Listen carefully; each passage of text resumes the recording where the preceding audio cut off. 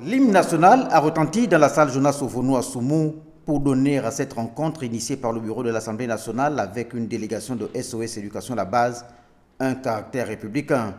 Une rencontre qui s'inscrit dans une démarche de dialogue et d'écoute face à la grève qui perturbe depuis 2 mois le fonctionnement normal du système éducatif et impacte des milliers d'apprenants à travers le pays.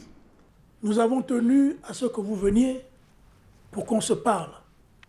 Qu'on se parle non pas en dirigeant et exécutant, mais qu'on se parle au titre et au nom du peuple gabonais que nous représentons.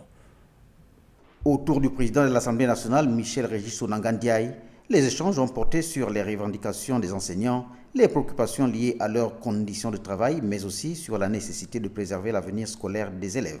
Les syndicalistes pour les écouter, ça n'a jamais été le cas. Je n'ai jamais vu ça. C'est la première fois. Et je tiens vraiment à vous féliciter.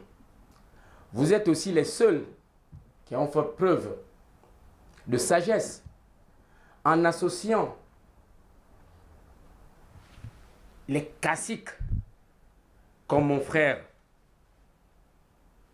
Ndongue Simon qui s'excuse de ne pas être là. Nous avons eu des échanges fructueux avec le bureau de l'Assemblée nationale qui nous a justement instruits sur un certain nombre de réalités qu'il faut tenir compte. Et donc, SOS Éducation La Base a été réceptive par rapport aux échanges fructueux entretenus avec le bureau de l'Assemblée nationale. Face aux responsables syndicaux, le président de l'Assemblée nationale a réaffirmé la disponibilité de l'institution parlementaire à jouer pleinement son rôle de facilitateur dans le strict respect des prérogatives de chaque parti.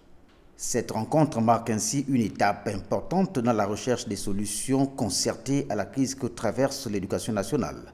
Si le président de l'Assemblée nationale a promis initier des enquêtes parlementaires et des auditions des membres du gouvernement concernés par la question dès le mois de mars prochain, il n'en demeure pas moins que toutes les parties ont convenu de maintenir le dialogue dans un esprit de responsabilité et d'intérêt général en vue d'un retour progressif à la normale dans les établissements scolaires.